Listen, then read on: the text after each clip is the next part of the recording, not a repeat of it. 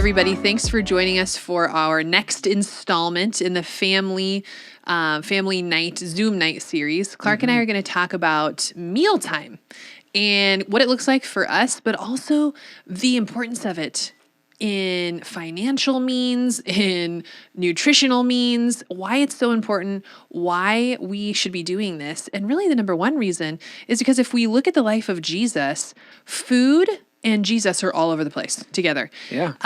One writer even says that Jesus ate his way to the cross, to resurrection, because so often when he is with his disciples, when he's with his people, they're sharing a meal together.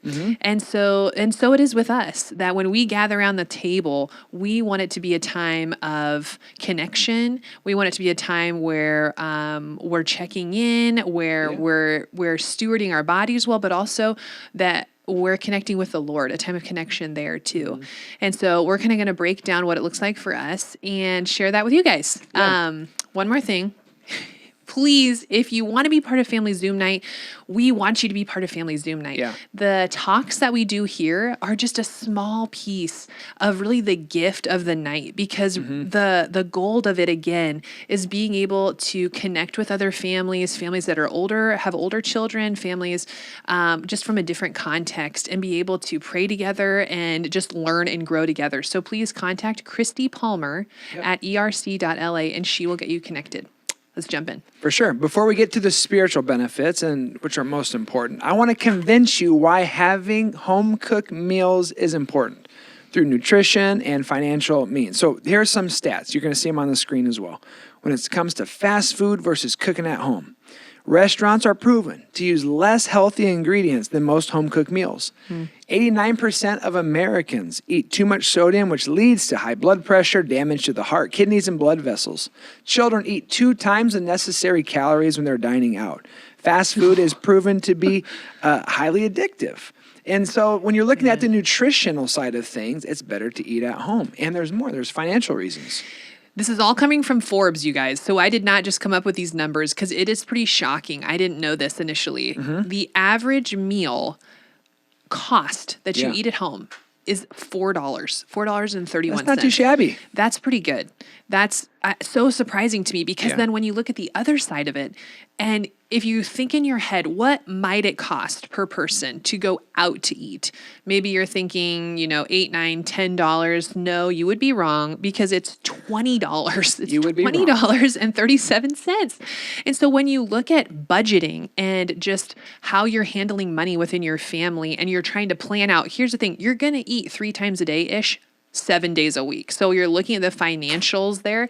It is so much more beneficial to eat at home and to eat what you have in your pantry and in your refrigerator at home than it is to go out. And it's really important relationally. And I laugh at this because growing up, my parents must have been ahead of the times. They knew the importance of family meal. Because back in the good old days, what my parents would make us do is walk through the house, usually to their bedroom, and it would be to take the phone off the hook.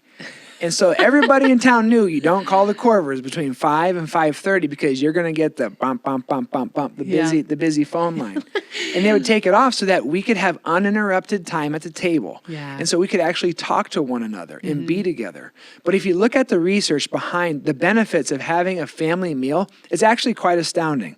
The students or children will have better academic performance, higher self-esteem, greater sense of resilience, lower risk of substance abuse, lower risk of teenage pregnancy, lower risks of depression, lower likelihood of developing eating disorders, bigger vocabulary in preschoolers. And so when you say, I'm going to put the phone away, we're not going to go out to eat, we're going to plan ahead, which Bobby's going to get to the X's and O's in just a minute, you're going to reap the benefits threefold of eating food together. And so when it comes to the relational aspect of it, we do have 3 sets of questions. We have 3 questions that we try to talk about every meal, primarily breakfast and dinner.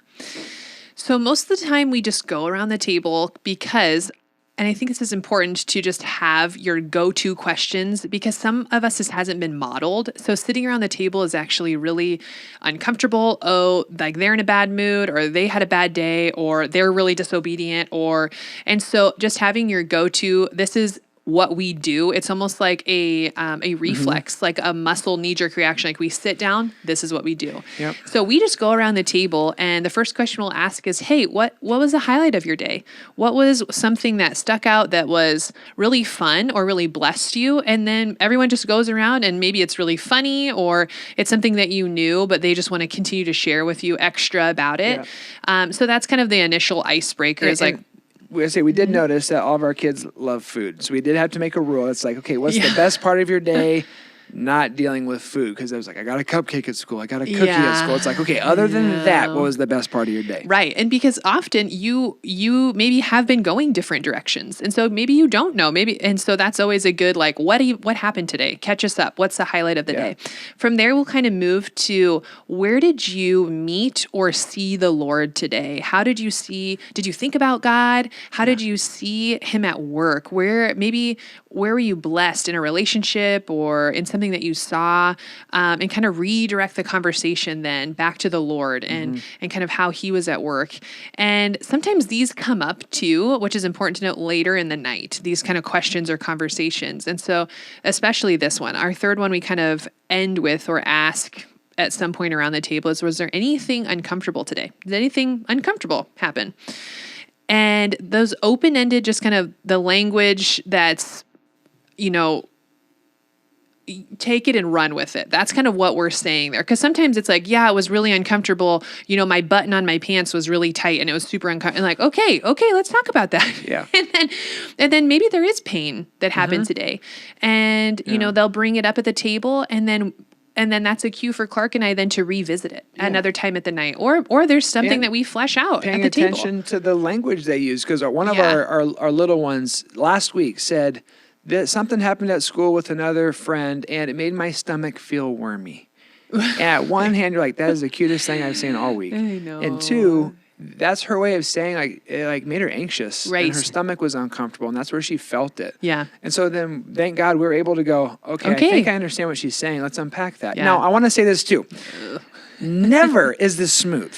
It is always chaotic, at least for right now. We've got kids that are all under the year of 10, and it's people shouting, people talking. If you look at the screen right now, this is our son's feet. The other day, I was talking to the girls on my right. I was like, what do you think, buddy?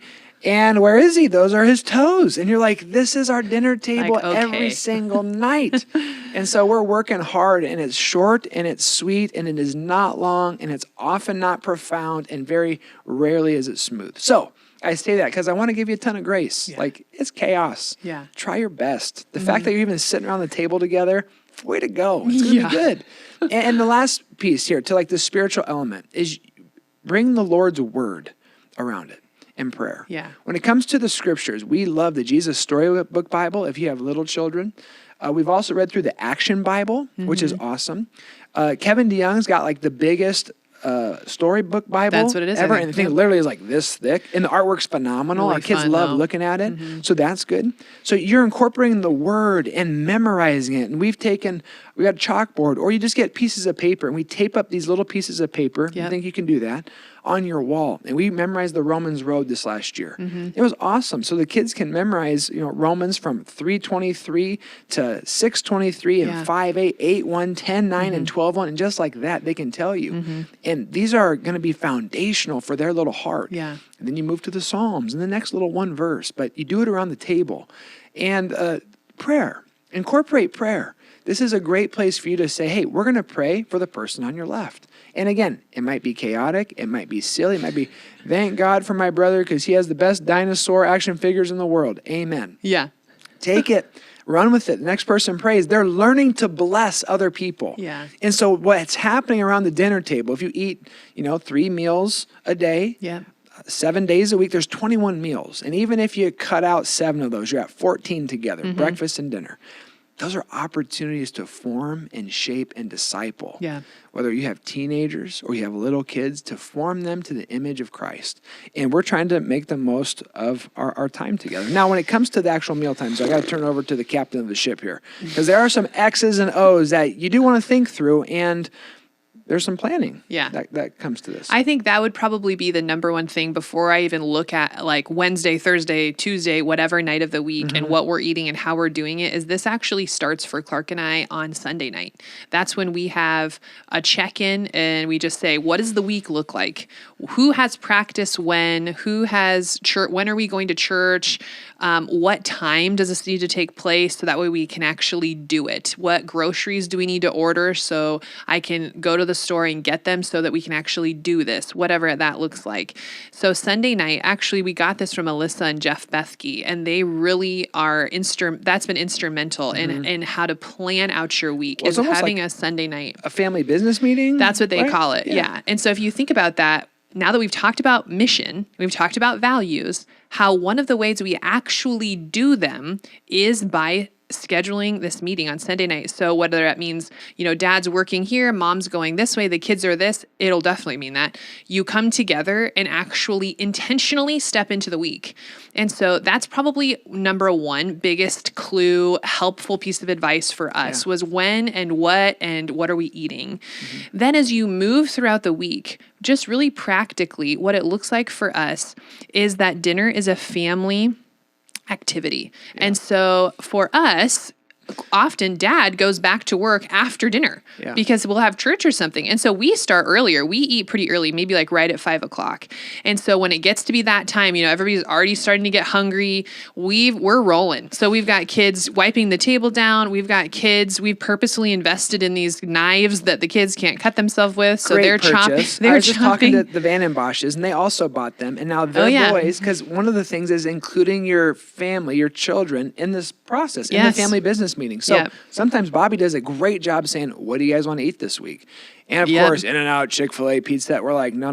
Maybe we'll eat out once this week, but what do you want to make? And oftentimes that brings investment from the kids. And then Bobby got those killer knives, so they get to help do this because that hour from 4 to 5, that's a dangerous hour. Everybody's hangry. They're hungry. They're tired. But when Bobby includes them to make this and cut the carrots and put the meat in, it actually becomes a really fun time, and you get to talk to each other. There's so many other benefits, like you just said, like just the relational stuff, all of that then gets included in the preparation process too. And so then by the time we actually get to the table, then same thing, we have folks that have responsibilities. We got to set out the waters, we got to set out the forks and spoons. And then what always draws our kids in to the table is we light a candle. Fire. So we do that. We've heard us share that before during Sabbath. We light a candle for Sabbath. But even if we're around the dinner table, we will light a candle in the middle. Christ is light. And that's just one of our habits now. And it just, fire, man, just draws their attention right to the middle of the table. And so those are just some kind of practical things. Other things like you said, we're picking out a meal together. Like these are just easy. Use paper plates. Eat outside. Let your kids say, like, if one of their favorite things is, chicken and rice, great. Do that. Do that one. Use the easiest recipe. Whatever you guys say. All of these statistics too that we brought you today, I just want you to know, like Clark said, it's based on like having dinner about 3 to 4 times a week and only 5 to 15 minutes. Yeah. So just start small, but that's our encouragement. Start. Yeah. Start, because then this is one of those things we had folks share with us after the family fun night, that this becomes legacy. This becomes just what your kids know. This becomes then not just something that's a discipline that they have to do, but it's something that they look forward to and that they want to do, that they long to do. I think that about my family. I can't wait to get back to my mom's table. I cannot wait to eat these specific meals that, like, I can just taste right now. The bread with the warm butter that my mom makes. I can't wait to do that. And that's just been a part of my family growing up, that as an adult now I get to live into that legacy. So thanks for joining us for this third installment of this this teaching. And we hope that we'll continue to give you biblical insight, scientific research, and practical steps for how you can do this to allow your family to be disciples and go on mission together. So God bless you. Until next time, we look forward to continuing this conversation with you.